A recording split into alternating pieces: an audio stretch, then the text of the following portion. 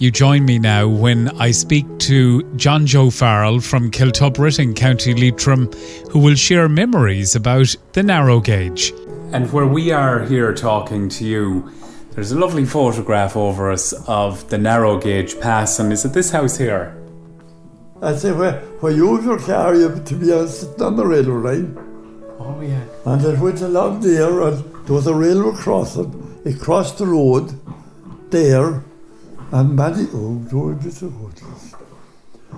was a lot of people on bicycles that time. The road came down, and you see that the turning over there.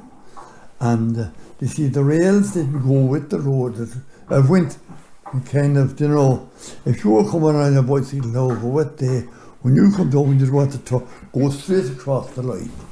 If you didn't go straight across the line, the wet rail would take the wheel from under you, and you would out on top of your head.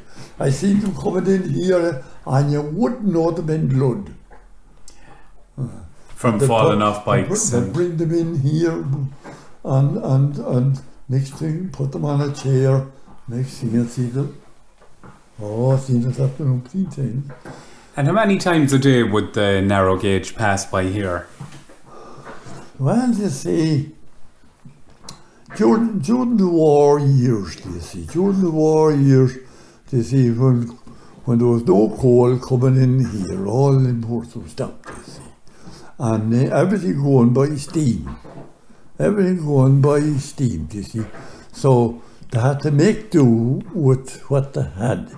And the mines, everyone, it was great money in the mines, you see, and everything going by steam, you see, depending on their own coal. It wasn't suitable, but they had to do with it. So there'd be trains going, up to the train, there'd be a train going home now much later than this. Yeah. And no lights, you know. And they had no lights, so that was along the road. And I mind I was coming from school one day, and there was nothing here in the 4 walls. It was burnt. This is was steamed, you see.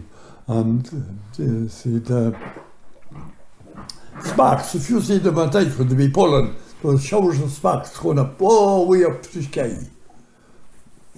And they were supposed to carry what they called spark arresters to keep down the sparks, but they used to do that because it used to affect the fire to put up steam.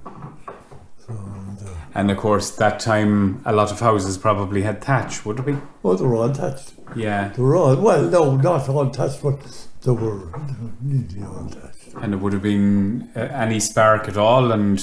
now in dry weather, it would be. So that was it. The railway, there was old-time drivers, you see, and they couldn't go by here without pulling, you see. They could ease off their engine, going by here, open it up, didn't know how to get down a bit. But then there was young drivers, that tear round there, and they didn't hear. They were opening it up and testing it out. And I suppose down through the years then, when the narrow gauge stopped, the roads probably got a little bit quieter, or probably the opposite. That's when cars started coming on stream more. No, well, of course, you see, transport then was done by road. It was done by road, lorries, more with the lorry. But you see, there was a great network of railways.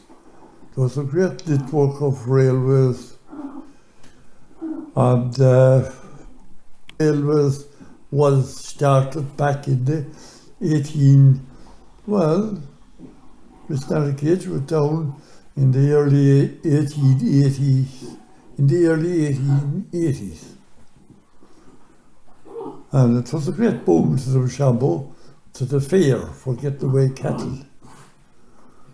Because the fair in the Shambo them men from from the north, and that cattle dealers, they were, the northern buyers was good buyers, and they'd buy a lot of cattle, but they had to walk them to Keg Station.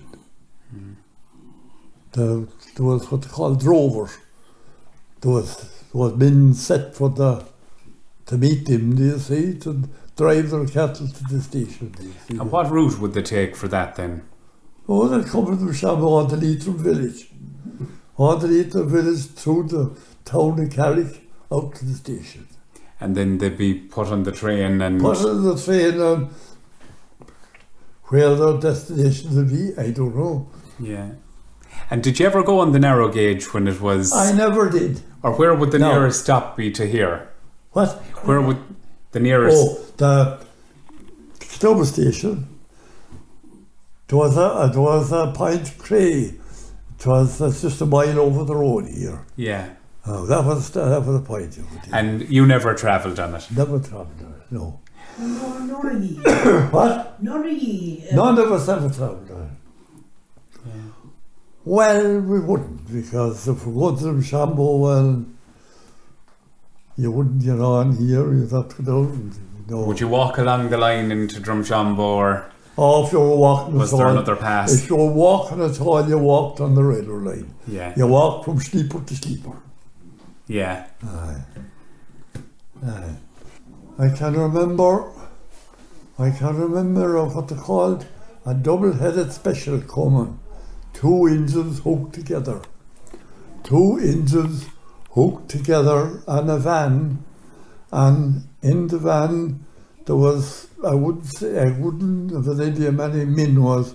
I suppose there'd be maybe 7 or 8 men in the van. The men that worked in the yard in Baltimore, and shovels and all that. Well, they wouldn't have enough of water with the hold up that they had before they got here. They wouldn't have enough of water in their engines to bring them through to Drumshambo. But back down there at the turn, there was a very big pool, and the drivers knew it, do you see. So they made a beeline, do you see, for there, that they'd get their engines filled up again. So they pulled up there, of course, myself and my father, we went out and we seen them, and we brought whatever buckets was about here, we brought them over, and they had a lot of buckets too. And they formed 2 lines, and there was a line of full buckets going up to the engine, and a line of empty ones coming down. So they kept it going then. And they, well, I can't remember, but I'd say that, I don't know whether they filled up their engines or not. They could have, there was enough water in it. And I can mind at that time, and stuff was scarce. There was no getting, you had to do whatever you had in the house. And my mother made tea. I don't know what about the tea she made, and bread, and it was brought over to them, and they were very glad to get it. Yeah. And they filled, I can mind well, Paddy Rowley and Johnny Leddy was the 2 drivers of the 2 engines. And there was one of the firemen, he was Riley, I don't know what the other fireman was.